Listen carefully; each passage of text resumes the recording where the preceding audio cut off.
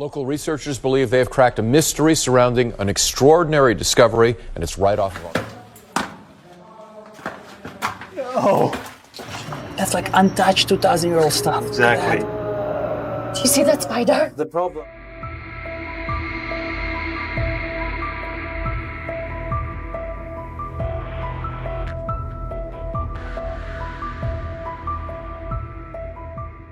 Satellite data confirms the dramatic retreat of the Euphrates River. But the greater mystery is what the water revealed: a hollow chamber leading into an ancient tunnel network. Deep inside are not scattered ruins, but a carved temple. Archaeologists report that under ultraviolet light, symbols appear on the walls, depicting four winged figures marked with a chilling warning: guardians below must not be disturbed. Scholars say it is not only archaeology. Locals say what remains buried begins to emerge. If this place wasn't built for worship, but to store something until a specific time, how would we know when that time had come? Could that generation be ours? Before we continue, please take a moment to like this video so it can reach more people to join our discussion. As the Euphrates River keeps pulling back, long cracks spread across the dry riverbed. From the broken earth, something dark begins to show: the clear shape of a cave doorway cut straight into solid stone. At first, people thought it was only a trick of light in the dust. But the shadow did not move. It deepened. It formed an opening that led down beneath the river itself. Archaeologists stepped inside carefully, expecting to find broken pottery or small ruins. Instead, they walked into a massive underground chamber carved directly from the bedrock. Early carbon testing suggests parts of it may date back to around 2,800 BCE, making it one of the oldest known structures in the region. But this was no simple place of worship. The walls are covered with carvings of tall, human-like figures. Their arms and legs are thin and stretched. Their eyes look doubled, almost layered on top of each other. Coiled shapes like serpents rest on their heads like crowns. At a glance, they resemble images of the Anunnaki from ancient Mesopotamian stories, yet these figures feel darker, leaner, more threatening than sacred. One message carved into the stone stands out. Though worn by time, it can still be read. It carries a warning that has survived thousands of years. When the river pulls back, the eye of the buried one opens. For generations, local villagers have repeated similar words. Many refuse to go near the site. Some say the structure was never meant to be found. This has led researchers to ask a disturbing question: was this place built for worship, or to hold something inside? The Book of Revelation speaks of 4 angels bound at the Euphrates until a chosen time. If that passage is symbolic, it is striking. If it is literal, it becomes far more serious. And now, as the river dries, the doorway stands open. When the excavation team finally broke through the last layer of packed stone and stepped into what seemed to be the temple's deepest room, they expected a shrine. Maybe a fallen altar or a place for offerings. What they found felt different. Not sacred, not welcoming. It felt designed. The chamber was carved from thick black basalt, a type of rock not found anywhere near the river. Tests suggested it had been brought from a distant volcanic region. The walls were smooth, too smooth, polished until they reflected light like dark glass. Yet, when touched, the stone felt unnaturally cold. Even after hours underground, the air inside the chamber stayed cooler than the burning desert above. At the center stood a sharp-edged stone altar, perfectly shaped, flanked by 2 tall pillars. Thin, metallic lines were fused into the stone itself. When magnets were placed near them, they reacted slightly, as if something conductive was hidden within. Careful measurements revealed something even stranger. The room's dimensions matched the Earth's axial precession cycle, roughly 26,000 years. The structure appeared to follow the movement of the heavens, not artistic balance. When sound frequencies near 110 Hz were played inside, the walls produced faint vibrations, as though the chamber answered back. In one corner, shallow channels carved into the floor guided liquid toward a central drain. Chemical tests showed high levels of iron, consistent with blood. The layout was not random. It was repeated, planned. Then came a discovery that changed the tone of the investigation. When ultraviolet light was swept across the northern wall, hidden markings began to glow. Symbols emerged in sharp blue lines, invisible to the naked eye. They formed the image of 4 winged beings, each figure bound at the wrists and ankles, encircled by rings of flame. The fire was carved in layered spirals, as if sealing them inside a burning boundary. Chains connected the 4 figures to a central point beneath the earth. The carvings were not decorative. They were instructional. On the same wall, relief images showed kneeling figures facing a horned shape rising from the ground. Above them was a circular star pattern unlike traditional Mesopotamian designs. Behind the altar, excavators uncovered a hidden stone sphere that emitted a faint magnetic field despite no visible power source. Embedded in a cracked wall panel was a stone tablet written in mixed script, part Sumerian, part Elamite, and part unknown. One sentence appeared 7 times, carved deeper than the rest. The watcher below must not be disturbed. On the reverse side, the Euphrates was shown splitting into 4 branches, circling a deep central pit. Each branch ended in symbols representing blood, fire, wind, and shadow. The Book of Revelation speaks of the great Euphrates River being dried up. It also describes angels bound until a specific hour.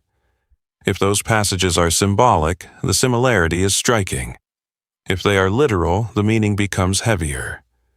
Soon after the magnetic sphere was removed, equipment began to fail. Drones lost control within a short distance. GPS readings flickered. Ground radar returned distorted images, as if something beneath the chamber interfered with the signal. During the early hours of one morning, a recording device captured a deep, low-frequency sound, barely audible but steady. Hours later, the altar had shifted slightly from its original alignment. What began as a simple excavation has turned into something else entirely. Architecture, astronomy, ritual, and unexplained signals now meet beneath the drying bed of an ancient river. If this structure was built to honor something, it was unlike any known form of worship. But if it was built to hold something, then the most important question is no longer what was inside. It is whether it was meant to stay there. Roughly 3 weeks after the ritual mural inside the circular chamber had been fully recorded, a different kind of disturbance began to unfold. It was no longer about stone, symbols, or buried history. The disruption was modern, immediate, political. At the excavation site, engineers reported ongoing technical issues. Drones lost balance mid-flight. GPS units drifted several meters off position without warning. Satellite signals flickered, especially near the temple's central chamber. At first, specialists blamed the dense black basalt surrounding the structure. Magnetic minerals can interfere with electronics underground. That explanation seemed reasonable. But the pattern did not fade. It intensified. Ground-penetrating radar systems, operated by separate teams using different equipment, began returning conflicting depth readings. In several cases, the data appeared inverted, as if empty space registered as solid mass and solid stone appeared hollow. Calibration checks showed no clear fault. The anomalies repeated. Then, beyond the excavation site, another wave of reaction began, this time across international headlines. During a televised interview, Mike Huckabee spoke with Tucker Carlson, and referenced the historical phrase describing land from the Nile to the Euphrates. The comment, framed in a theological and historical context, quickly spread across global media platforms. Within hours, officials and religious leaders across several Muslim-majority nations condemned the statement. Protests erupted in multiple cities. Government spokespeople described the phrase as provocative and destabilizing. Social media amplified the reaction, with commentators warning that such rhetoric could inflame already fragile tensions in the region. The coincidence was difficult to ignore. As the Euphrates River continued to recede, exposing an ancient chamber beneath its bed, political discourse once again circled around the very same river. What had been a remote archaeological story now intersected with geopolitics, faith, and territory. Some observers dismissed the timing as chance. Others noted how deeply symbolic the Euphrates remains in religious and historical imagination. It is not just a waterway. It has long represented a boundary, both physical and prophetic. At the site itself, tension rose quietly. Security presence increased. Access routes were restricted.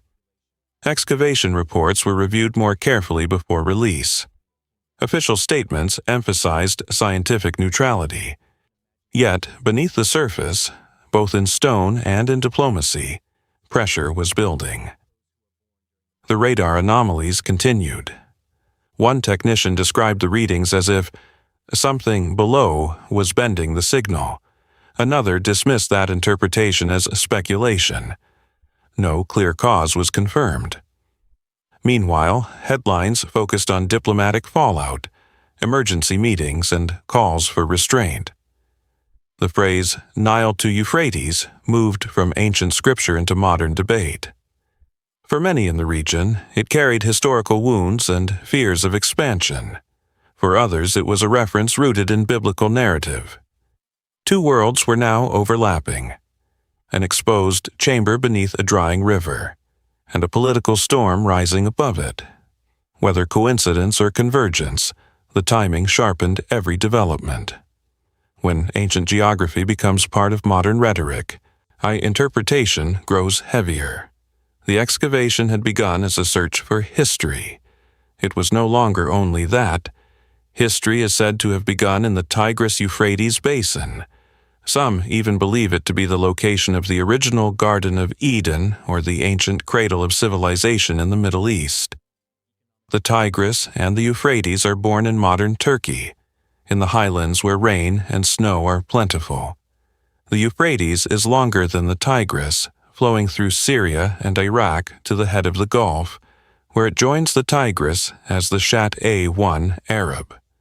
The Tigris has a greater total volume and flows directly from Turkey to Iraq, where it obtains additional flows from the Zagros Mountains of Iran. See map, page 25. The Tigris and the Euphrates lie in a transition zone between humid continental and desert climates. Like the Nile, they are exotic rivers, which derive their waters from outside the region through which they flow. The source of the Tigris/Euphrates system is in the highlands of eastern Anatolia, modern central Turkey, which receives large amounts of rain and snow. Most of the downstream region, modern Syria and Dardaraq, receives insufficient rainfall to sustain rain-fed agriculture, but the rivers convey surplus water to zones of deficit. Farming first developed in the more humid zones, but then moved to river valleys in the arid zone, where crops could be grown under cultivation with the benefit of irrigation. As early as the 4th millennium BC, agricultural settlements and basic irrigation networks were part of the Mesopotamian landscape. 6. The Sumerians and Babylonians used the water of the Euphrates, and documents from the time of Hammurabi the Babylonian lawgiver referred to maintenance of the irrigation systems. The Bible provides early history of conflict over water in the land of Canaan. One of the first references is in Genesis 21, when Abraham reproaches Abimelech because his servants had taken a well from Abraham's servants. There is also a description of the dispute over Isaac's wells, Genesis 21, and many of the names of wells in this region have been retained as place names in Israel today. The early inhabitants of the region revered water. The springs of water seem to be alive and inspired divine and animistic associations. The Mesopotamians had a creation myth based upon a battle of the gods to create a firmament from the sea. Arab culture arose out of life in the desert, where competition over a limited resource is fundamental. Water is often associated with the myth of the amniotic fluid that nurtures life. Water is a major theme in the Quran, with numerous references to the words water, river, fountain, spring, and cloud. The use of fresh water for ceremonial ablution and purification prior to prayer is essential to Muslim religious practice. The early history of the basin included major environmental setbacks. Agricultural success was often followed by an insidious cycle that was probably unavoidable. 7. Infertile land was irrigated, which produced high yields, and irrigation was continued to maintain production, which led to salination and degradation, which, with further excess irrigation, led back to infertile soils. This soil degradation was caused by silting, waterlogging, and salination. The process was particularly apparent in southern Mesopotamia, modern Iraq, in the time of the ancient Sumerians and Babylonians. We owe much to these civilizations. The Sumerians invented writing and developed sailboats and wheeled vehicles, for example. But the Sumerians brought about their own decline by causing the degradation of their soils. Deforestation and overgrazing caused increased runoff, resulting in a destabilization of riverbeds and clogging of irrigation works. A greater problem was salination, caused by the increased use of irrigation water and return flows into groundwater. The result was waterlogging, the unnatural rising of the water table that destroys crops in poorly drained lands. The loss of agricultural lands ultimately contributed to population movement and an overall decline in Sumerian civilization. Much of the Euphrates irrigation system was destroyed during the 13th century Mongol invasion. In the following years, the system was rendered useless by neglect, abandonment, and the breakdown of central government administration. Large tracts of land that had been productive returned to desert. By the 19th century, much of the neglected land had been reclaimed because of government controls and rebuilding of irrigation works. This effort continues today, with ambitious irrigation plans throughout the Tigris-Euphrates watershed. However, poor drainage in modern Syria and Iraq has led to salination, thus continuing the cycle. In the 20th century, during the period of the British and French mandates, there were consultative committees established over the use of the two rivers, but water use was not sufficiently competitive to raise the potential for conflict. France and Turkey signed a series of treaties between 1921 and 1926, but the terms were vague, and neither party seemed intent on developing the waters of the two rivers. Iraq was the first of the three countries to seek development of the waters of the basin. Two treaties were developed between Iraq and Turkey, one in 1930, when Iraq was still under the British, and another in 1946, after independence. Turkey consented to Iraq's construction of dams in Turkey to regulate the flow of the rivers in Iraq, but they were never built.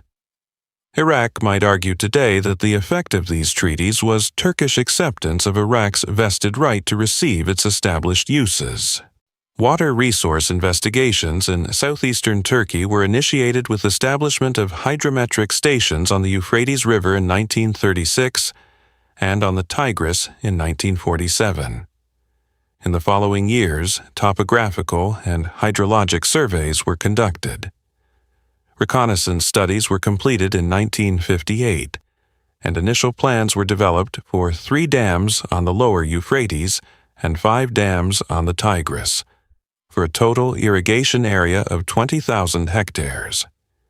In 1963, the State Hydraulic Works Department, DSI, prepared studies to assess the energy potential, and the first major dam, Kiban, began operations in 1974. This was the beginning of the GAP program. In the past 10 years, the conflict related to oil in the Middle East has largely obscured a much older and more acute problem of resource scarcity.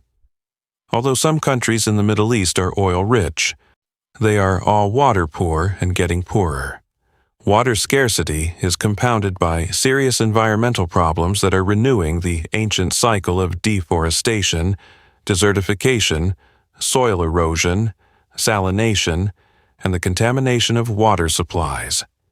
Increased water demands for hydropower and irrigation in the years ahead may reach crisis proportions without an allocation agreement among riparian nations. This is particularly true in the Tigris-Euphrates basin, where population growth and projected demands on the rivers will eventually exceed capacity. Over the past 10 years, it has been popular for authors in the United States to write about water wars, which were presumably just around the corner. Others pursued the same theme and described the coming conflict. 27, King Hussein of Jordan was quoted as saying that the only casus belli he could imagine that would involve Jordan would be water. What is the basis for these dire predictions? If they are right, why has not such a war already occurred? Are water wars inevitable? The potential impact of Turkish water policies in the region presents a classic study in environmental security. Water has been the spring of life in this region since biblical times, and scarcity will remain an issue in the years ahead. Fresh water, who has it, who needs it, could approach access to oil and its effects on U.S. and NATO security strategy. 8. But water is just one factor in a complex web of relationships among the nations in the region. If nations go to war, water is unlikely to be the primary cause in the next 10 years.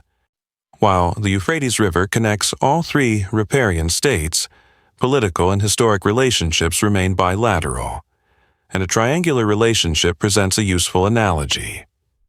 The three bilateral relationships form a triangle centered on the river. The Euphrates connects bilateral issues into a series of conflicting and competing relationships. The parties have taken extreme positions on the water question, and a climate of distrust prevents a real dialogue. Historical animosities between Arabs and Turks should be understood as part of this equation. Acts of repression and torture during the Ottoman occupation are not easily forgotten. The Turks often view their neighbors to the south as less industrious and wasteful of available water resources. The willingness or reluctance of the parties to enter good faith negotiations over water must be viewed through this lens. In the Arab countries, the issue of water quality has assumed even greater importance than that of water quantity.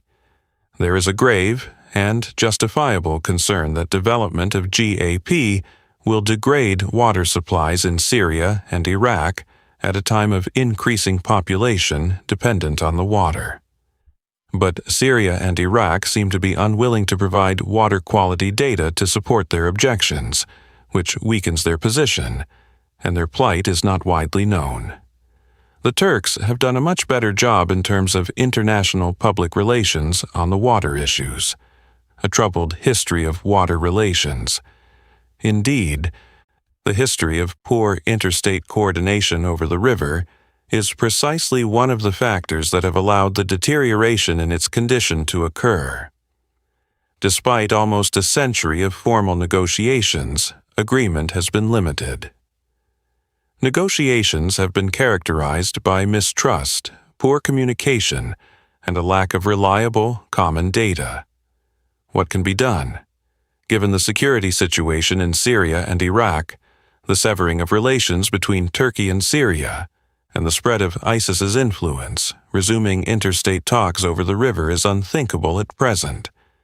However, building a common vision among concerned experts to prepare the ground for eventual cooperation should not be. Moreover, despite their limitations, bilateral protocols established between Turkey and Iraq and between Turkey and Syria Between 2008 and 2010, and emerging international river basin cooperation experience could provide the basis for a more constructive approach, building a common vision for cooperation.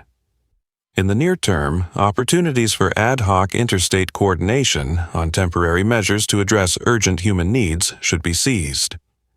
Independently of this, a working group of experts both inside and outside the riparian states could be set up to monitor events affecting the integrity of the river.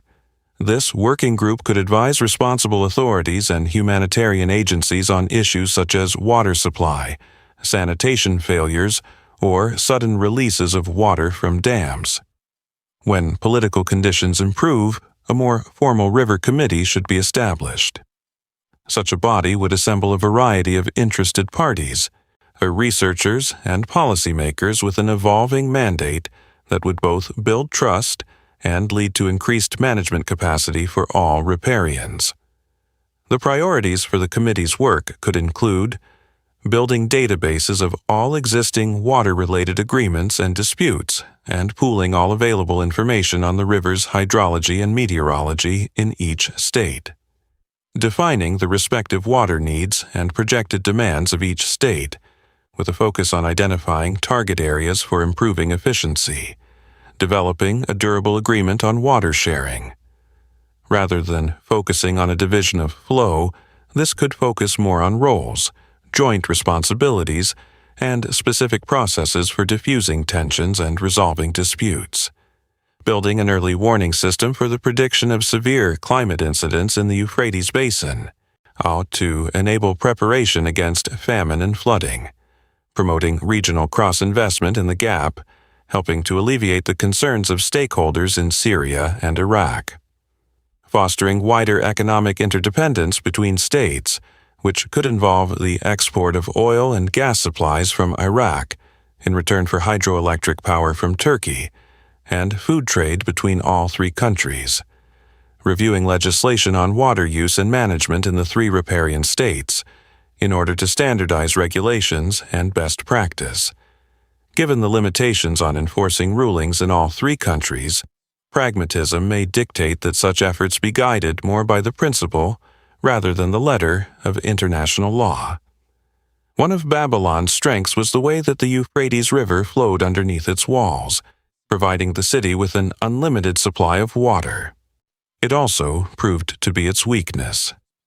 Nitocris, an ancient Babylonian queen, had created earthen works along the river to develop it as a route to the city. In the process, she had diverted the river into a swamp to allow crews to work comfortably.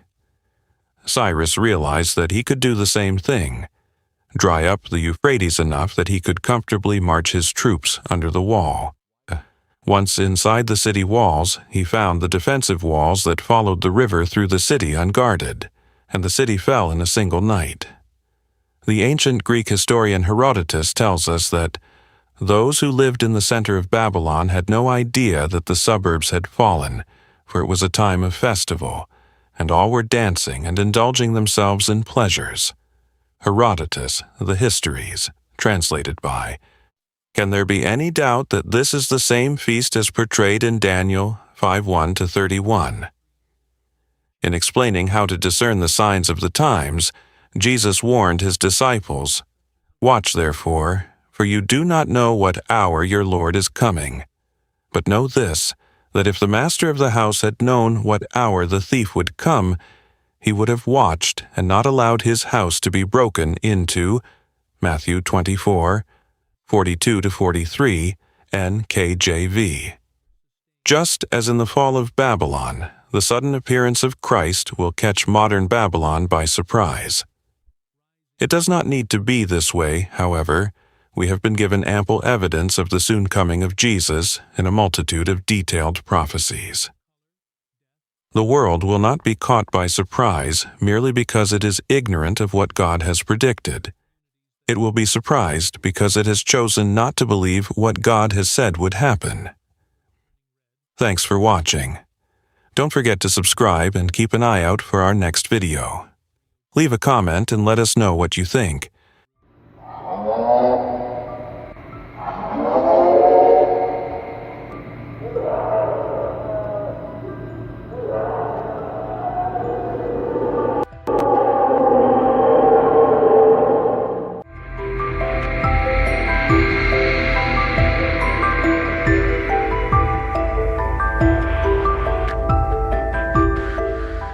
What if I told you that one of the most mysterious and talked about rivers in human history isn't just a geographical landmark, but a thread woven deeply through the pages of the Bible? While much of the world sees it as just another waterway on a map, the Euphrates River has been at the center of prophecy, civilization, conflict, and spiritual symbolism for thousands of years. Long before modern borders existed, the Euphrates shaped empires, sustained entire cultures, and appeared in Scripture as both a blessing and a warning. Today, as environmental changes and geopolitical tensions draw new attention to this ancient river, many are beginning to ask deeper questions. Why is the Euphrates mentioned so often in the Bible? And why does it seem to resurface in global conversations at critical moments in history? In this video, I'm going to walk you through the sudden revelation about the Euphrates that may completely change the way you see this river. Stay with me, because it connects directly to a prophecy that has sparked debate for centuries. And it appears repeatedly in Scripture as a boundary line tied to both promise and judgment, something scholars and historians are still unpacking today. If you're interested in uncovering how ancient biblical narratives intersect with present-day events, make sure you subscribe. So, let's begin.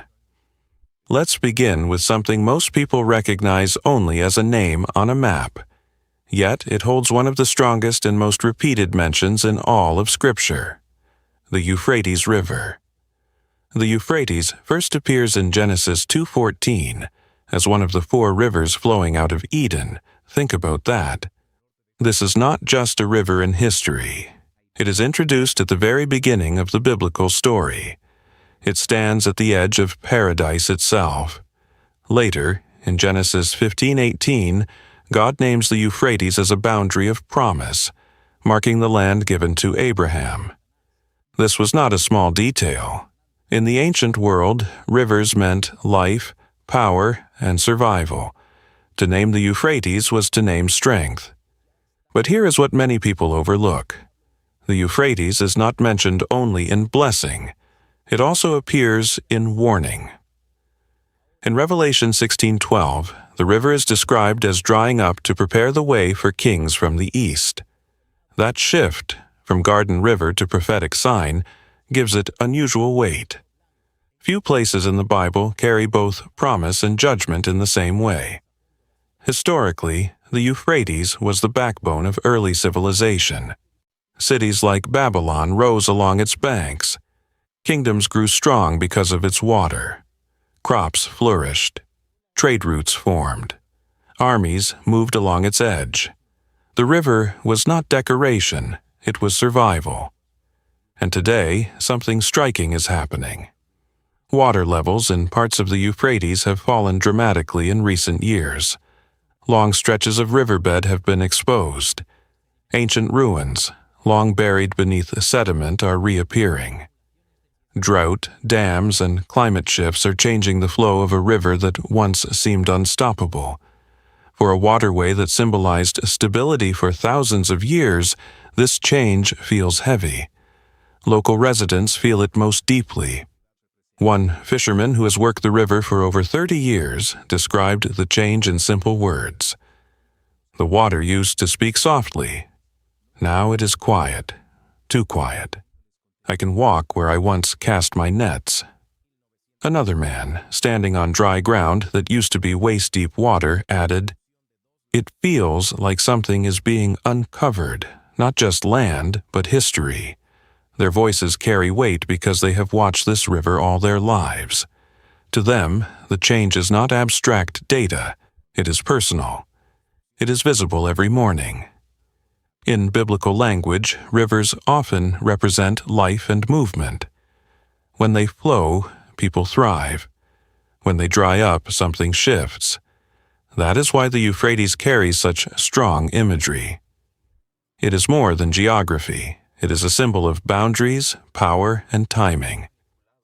Simple facts make it even more powerful to picture. The Euphrates stretches for more than 2,700 kilometers. It begins in the mountains of Turkey and moves through Syria and Iraq before joining the Tigris River. For centuries, its steady current shaped the region. But now, in some areas, what was once deep water has turned into cracked earth. Unlike a plant you can hold in your hand, the Euphrates is vast. You cannot place it on a shelf, but its presence has shaped empires, faith traditions, and global history. It stood at the dawn of Eden. It marked the borders of a promise. It supported Babylon at its height, and in prophecy it appears again at the closing chapters of the biblical story. Think of the Euphrates as a line drawn through time, from the first pages of Genesis to the final visions of Revelation. It has carried life. It has witnessed wars. It has stood as a boundary between nations, and now, as its waters change, people are looking at it again with new attention. One day, under the harsh heat of the Middle Eastern sun, the Euphrates River crossed a threshold. Not metaphorically, physically. Something that no one in the research team could easily explain. Geologists had been studying the river's shrinking water levels for weeks. Their heavy equipment, drilling rigs, scanning devices, metal platforms, had been running non-stop. But that afternoon the machines were silent. The engines were off. The metal frames sat still, heating under the sun. The air itself felt frozen. And that's when they heard it. At first, it sounded like a low groan rising from deep underground. Not wind, not water, not shifting sand. It was steady, strained, almost like something under pressure. The team paused, thinking perhaps a machine had been left running, but everything was powered down. Then came the second sound, a sharp metallic clash, clear, echoing, unmistakable, metal striking metal. The researchers looked at one another. There were no active drills, no moving chains, no loose panels swaying in the wind. The sound did not come from above ground. It came from below, from somewhere beneath the dry riverbed. Long stretches that once held flowing water are now cracked soil and stone. Ancient foundations, walls, and tunnels have started to surface as the river pulls back. But this was different. The groaning sound returned, deeper this time. It seemed to travel through the ground itself. One geologist later described it as pressure releasing through stone. Another said it felt like something hollow beneath us. And again, faint but sharp, came the metallic impact. The Euphrates is not just any river. In Revelation, it appears again, described as drying up in a moment tied to global change. For centuries, it has carried both life and warning in biblical language. So, when unusual events happen along its banks, people notice. The team began scanning the ground using seismic tools once the equipment was restarted. Preliminary readings showed irregular cavities below the surface, spaces that did not match simple erosion patterns. There were signs of structured voids, possibly ancient chambers or collapsed tunnels long buried under layers of history. Could the metallic sound have been debris shifting? Old iron tools? Forgotten structures from past civilizations? The Euphrates region has seen empires rise and fall. Sumerians, Babylonians, Assyrians. Countless wars were fought along its banks. Metal weapons, chains, gates, and machinery have passed through this land for thousands of years. But what unsettled the team was timing. The noises occurred only when everything above ground was still. No vibration from engines, no drilling, no outside force, just heat, silence, and then the sound rising from below. Simple explanations may exist. Expanding metal underground due to extreme temperature changes, shifting tectonic plates, collapsing cavities. Science always searches for measurable causes. Yet, even the most grounded researchers admitted the experience was disturbing because it did not feel random. The Euphrates has long symbolized boundaries between nations, between promise and warning. Now, as its waters retreat and hidden layers are uncovered, strange moments like this add to growing curiosity. The land beneath the river has held secrets for thousands of years, and on that silent afternoon when the machines were quiet and the sun burned overhead, it was not human activity that broke the stillness. It was the earth itself. Along the Euphrates River, the ground is no longer steady. Without warning, large sections of dry riverbank are collapsing.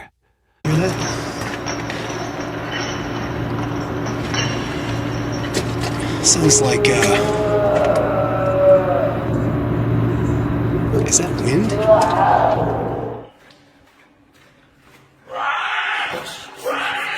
the end, he finds a strange stone slab, which some viewers speculate could be linked to rituals. Something that was spoken about 2,000 years ago is beginning to take shape, not in a city plaza, not on a stage, but in one of the most symbolically charged locations in all of Scripture. And just like before, the mainstream media is completely silent. As the Euphrates River receded, objects began to surface along the banks. Inside them, fragments of bone, arranged rather than discarded. Farther along the Euphrates, attention shifted upstream. Ancient cities once tied to the river's control began yielding evidence of intentional silence. Clay tablets scraped clean of writing. Corridors built not for movement, but for restriction. Skeletons arranged without honor, without ritual, without names. Scripture warns that when the Euphrates dries up, the final restraints of judgment will break. Do you see why this finding matters? Do you know why this specific time?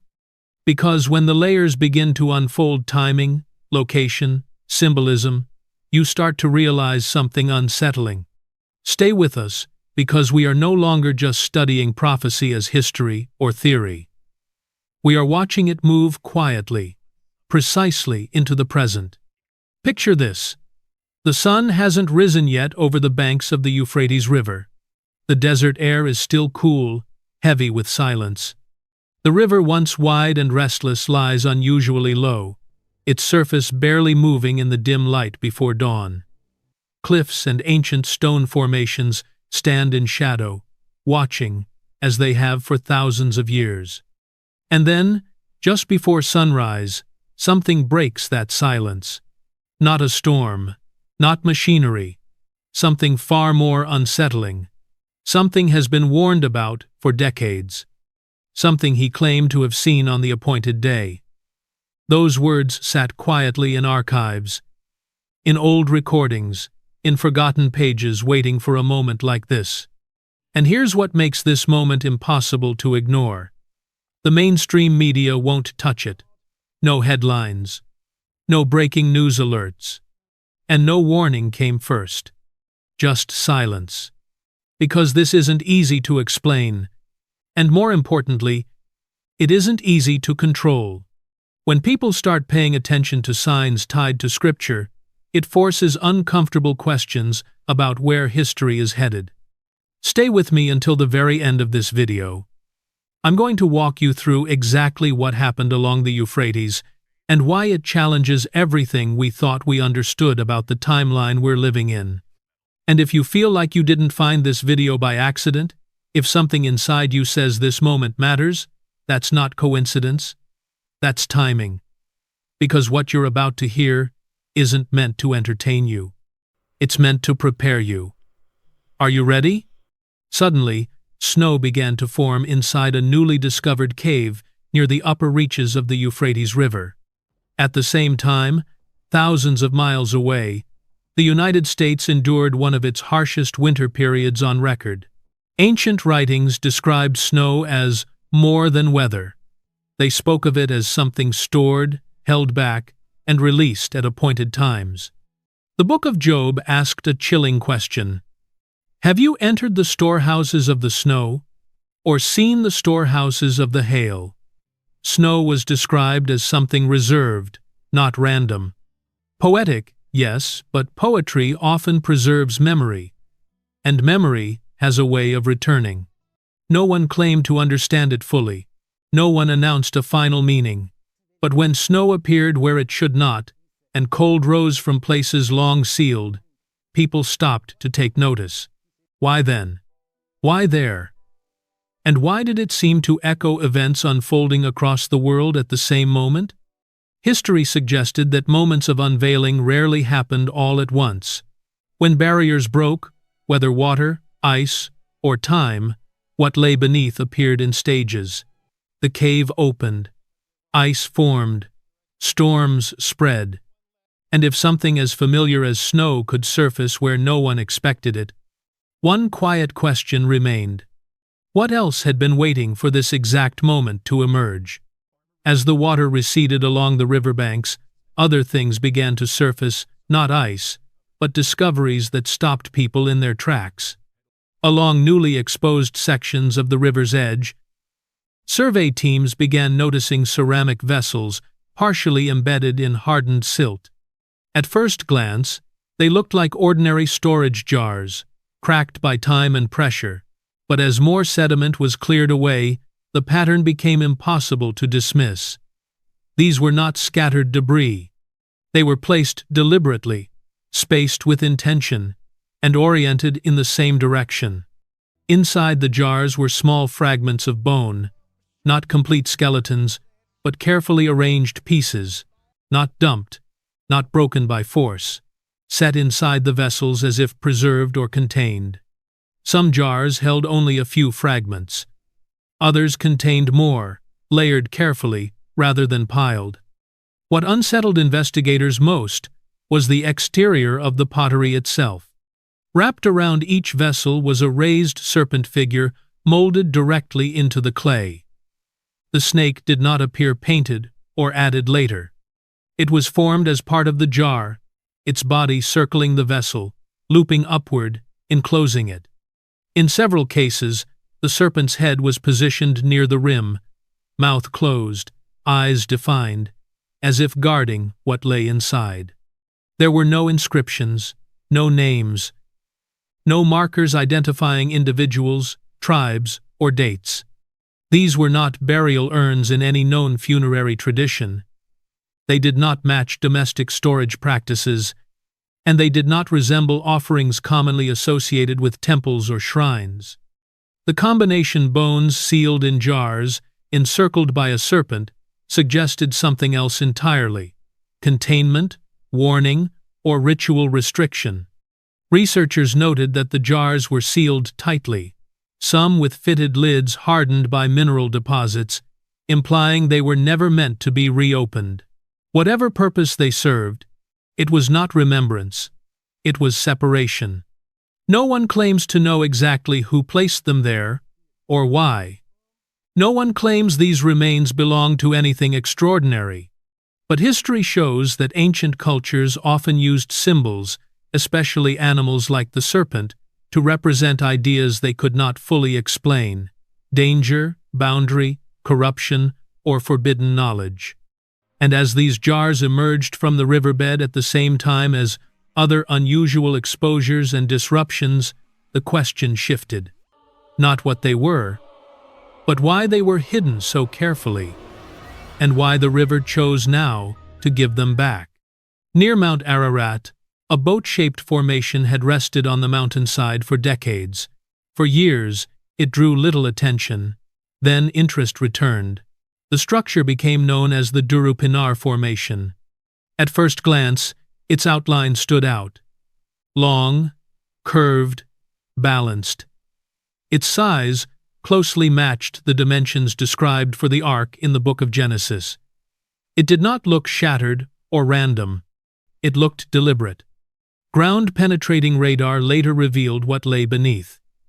Inside the formation were layered sections and long corridors, arranged in repeating patterns. They resembled stacked decks rather than solid rock. The interior was ordered, not chaotic. Soil tests added to the unease.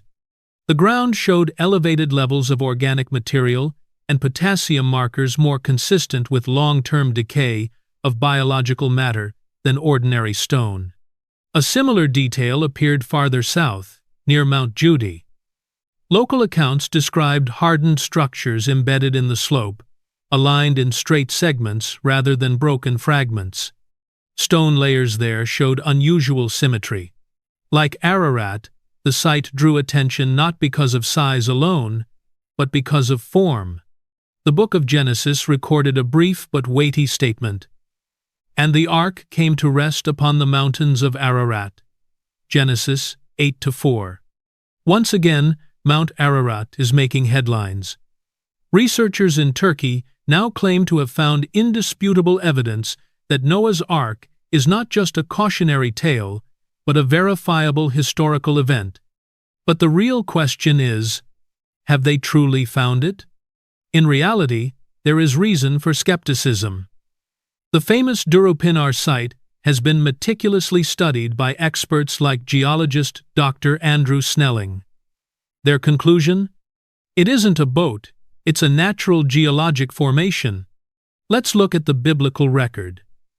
The Great Book states, "The ark came to rest on the mountains of Ararat plural," not necessarily on the specific peak of Mount Ararat itself.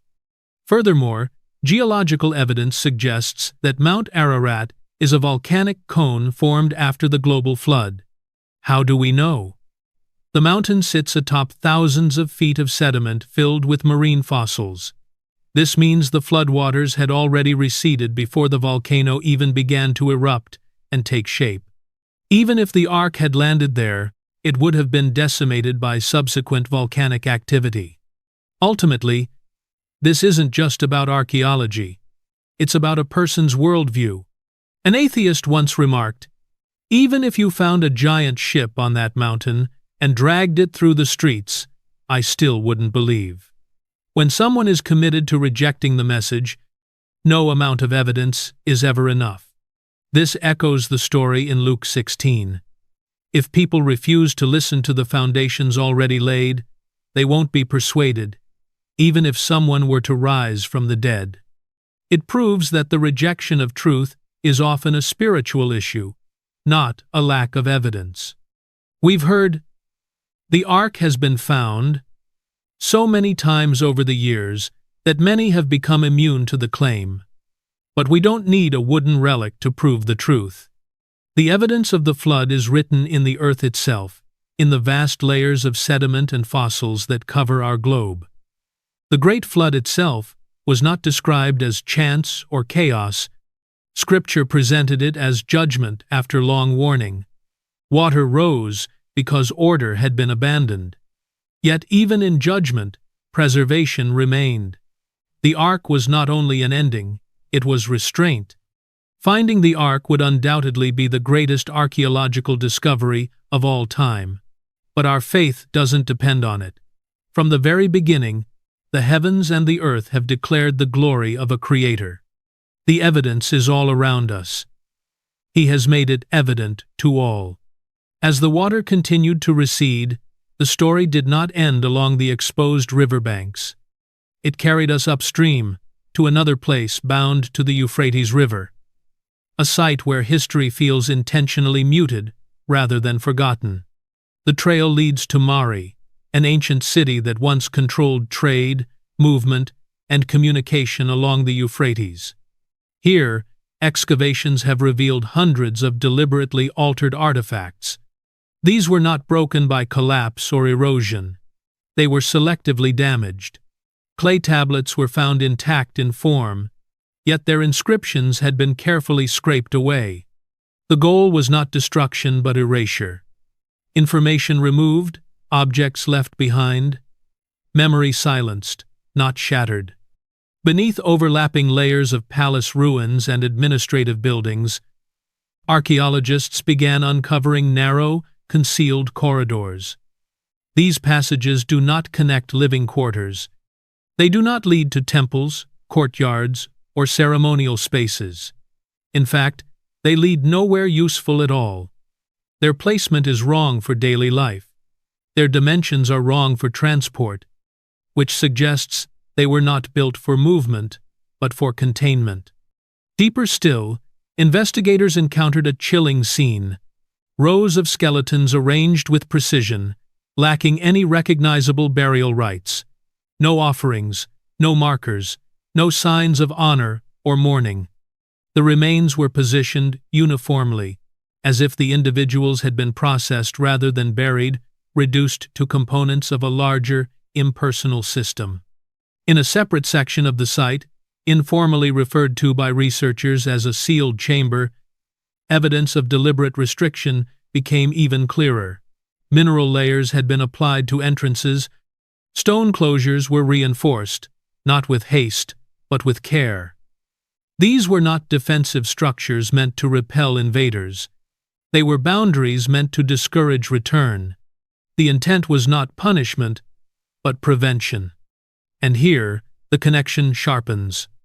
If unusual objects and symbols surfaced along the Euphrates when the water withdrew, then places like Mari may have been where those symbols were stored, managed, and intentionally left unspoken, not displayed, not celebrated, preserved through silence. History is not shaped only by what civilizations choose to record. Sometimes it is shaped just as powerfully by what they decide must never be explained. And when the Euphrates recedes, it does not only reveal artifacts, it reveals decisions. And then came another development, one that caught even seasoned observers off guard. Along a remote bend of the Euphrates River, monitoring stations began recording a low-frequency vibration coming from beneath the riverbed. Not a tremor strong enough to be felt as an earthquake.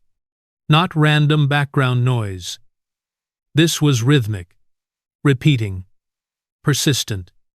The signal remained steady for hours, registering at a frequency too uniform to be attributed to flowing water, shifting sediment, or nearby activity. What made this unsettling was its timing. The readings began shortly after the river level dropped, not before.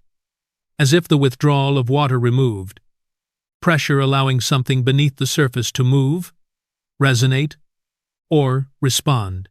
Engineers checked for pipelines. None were present. Seismic specialists ruled out tectonic activity. No machinery was operating within miles. Field personnel stationed nearby described an odd sensation rather than a sound. One technician reported, "It felt like standing near something active, but restrained like energy, contained just below release." Even more disturbing, the vibration appeared to cut off abruptly at specific points along the river, as though confined to a defined subsurface boundary rather than spreading naturally through the ground. That boundary closely followed ancient river routes, channels that no longer carry water, but once did. No official explanation has been released. Authorities described the data as inconclusive, yet quietly expanded monitoring across multiple sections of the Euphrates. The concern was not that something was breaking, but that something was responding. For generations, the Euphrates has been treated as geography, a river shaped by climate and time. But moments like this force a harder question. What if the river was never just a surface feature? What if it functioned as a boundary not only above ground, but below it? And if the boundary is weakening, what notices first? Not long after those findings, another discovery emerged, this time from a section of the Euphrates River that had never been systematically excavated before. Embedded into the stone surface were deep channels and grooves, running parallel in measured intervals. They were not cracks caused by stress or erosion. They were cut intentionally, smooth and uniform, as if designed to guide liquid from one end of the structure to the other. What unsettled investigators was that the channels did not lead outward toward the river, but inward, toward a recessed basin carved directly into the rock. Inside that basin, residue samples revealed layers of mineral deposits mixed with organic traces.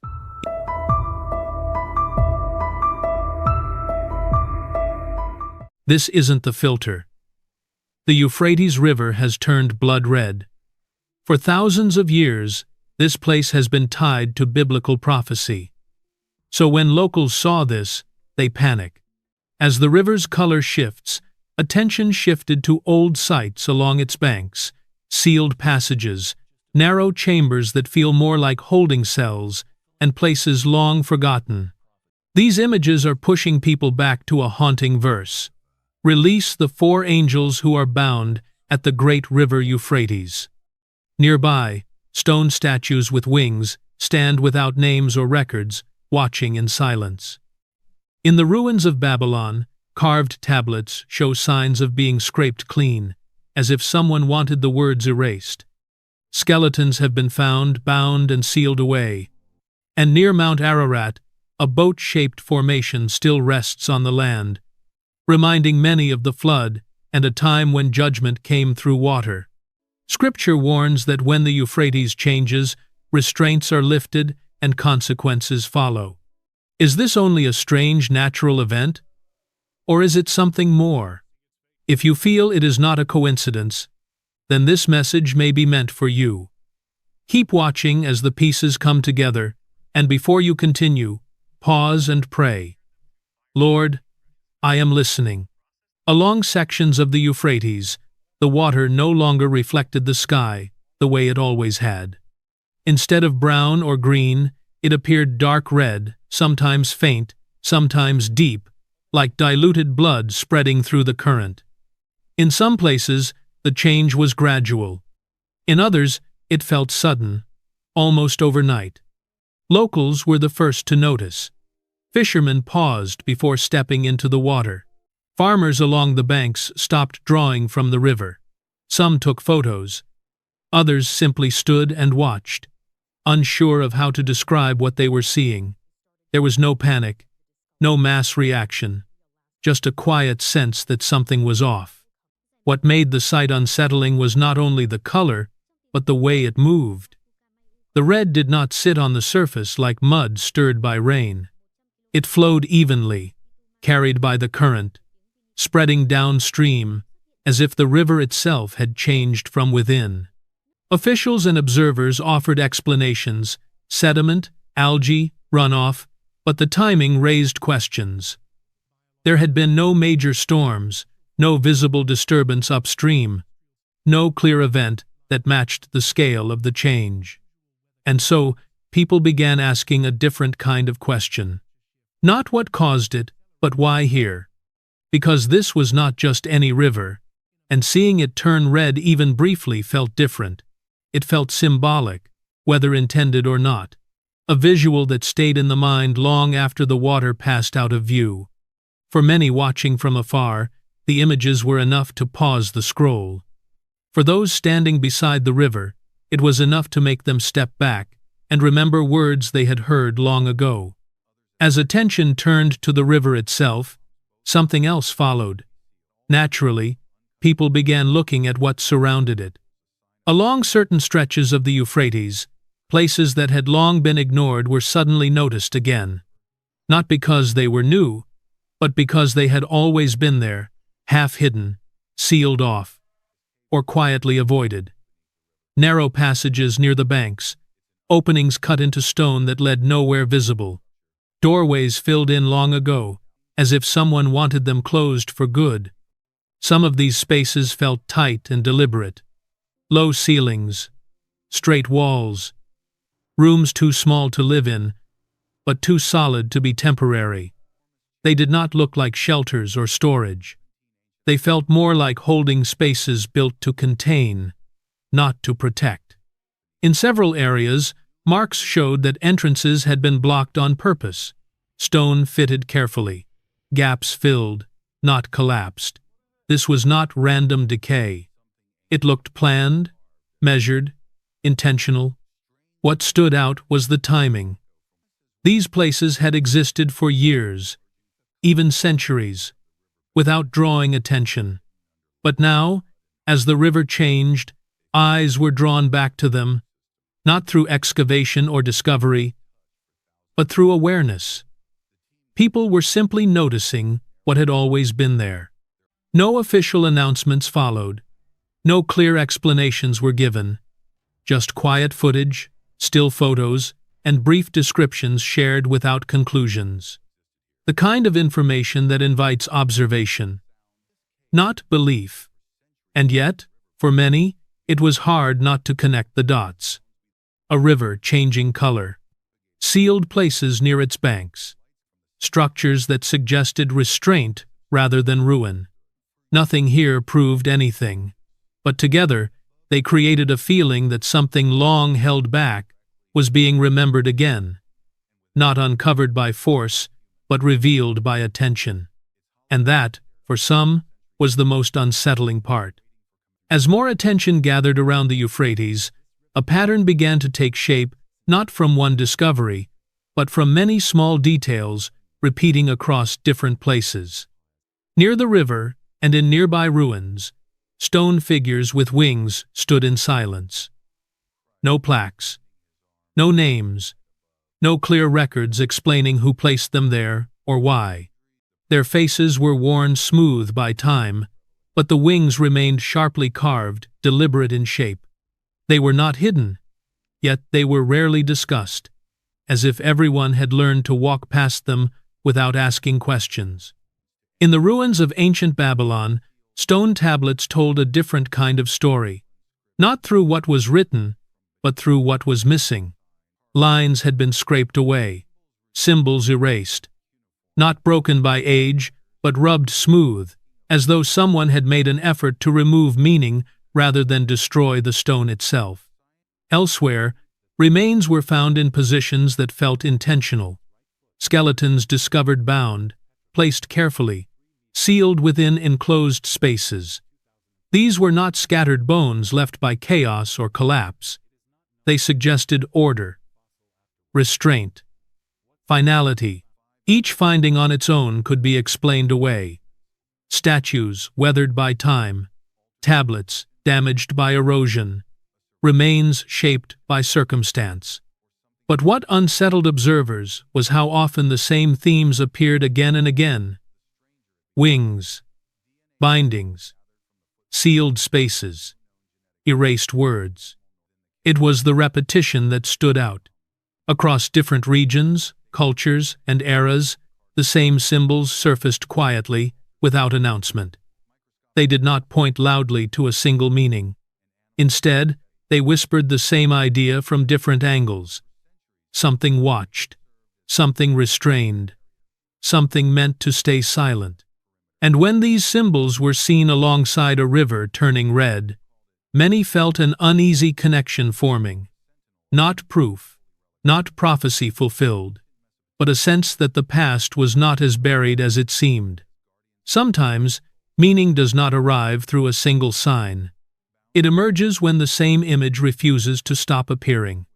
When the conversation turns to rivers, judgment, and warning, memory has a way of reaching even farther back, beyond cities, beyond ruins, beyond written records.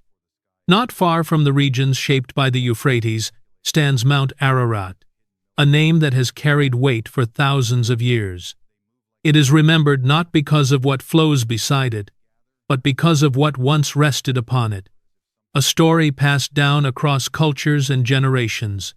A flood, a reset, a moment when water did not simply destroy, but marked an ending and a beginning. Near this mountain, a boat-shaped formation still lies on the land. Weathered, silent, and unchanged by time, it does not announce itself. It simply exists. For some, it is a curiosity. For others, a reminder.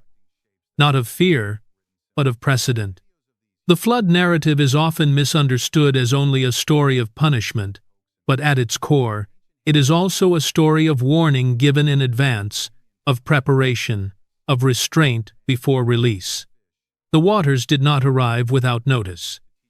They came after a long season of patience. That is why the memory matters now. When a river tied to prophecy changes before the eyes of the modern world, it naturally pulls the mind back to the last time water carried meaning on a global scale. Not because history must repeat exactly, but because patterns often echo. The flood was not sudden chaos. It followed a warning. It followed a long silence. It followed restraint. And for many watching the Euphrates today, that ancient memory stirs again, not as a prediction, but as a reminder that water has never been just water in the biblical story. It has always been a signal, a boundary, a message. Sometimes the past does not return loudly. Sometimes it surfaces quietly, when the conditions begin to look familiar. As the water continued to recede along the riverbanks, other things began to surface, not ice, but shapes that made one recoil in fear at first sight. Along the newly exposed stretches of riverbank, eroded stone statues gradually emerged. They didn't stand upright like religious statues, nor were they placed in temples. Instead, they lay tilted, half submerged, half exposed, as if deliberately hidden. What puzzled observers was their form. Winged, humanoid figures, but with animalistic features, neither entirely human nor entirely animal. There were no names, no inscriptions, no familiar religious symbols accompanied them. Researchers found that these statues did not correspond to any deities recorded in ancient belief systems. They don't look like objects of worship. Instead, their distorted body proportions, oversized wings, and stiff torsos evoke a sense of power, threat, and instability.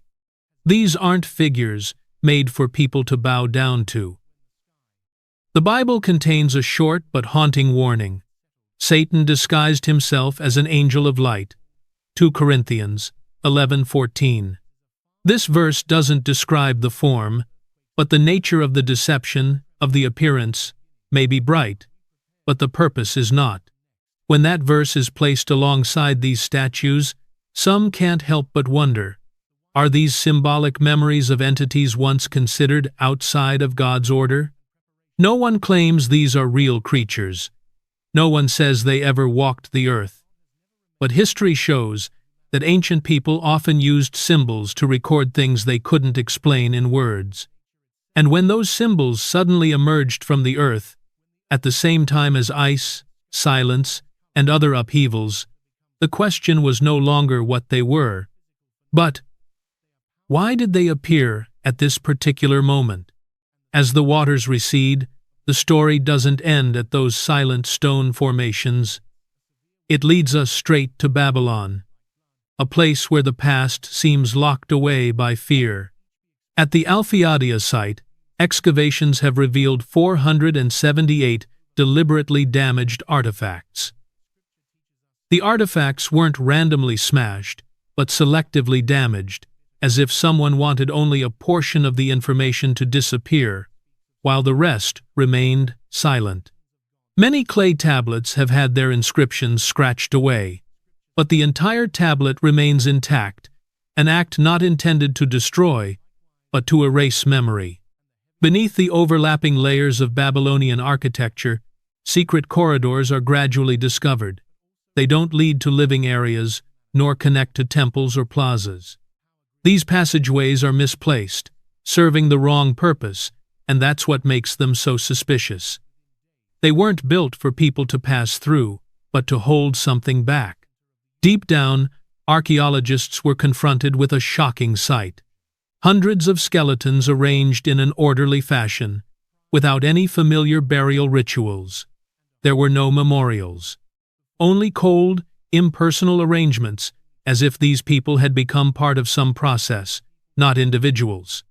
A separate area, often referred to by the descriptive name sealed vault, showed an even more pronounced level of control. Here, sealing markers appeared along with minerals designed to prevent access, placed to protect the area from intrusion, not to cause harm. This suggests the primary purpose wasn't to conceal by force, but to establish boundaries that shouldn't be crossed. And it is at this point that a connection becomes clear. If the winged statues on the riverbank were symbols carved into stone, then Babylon may have been where those symbols were kept not for display, but to remain unmentioned. History is not written solely by what is published.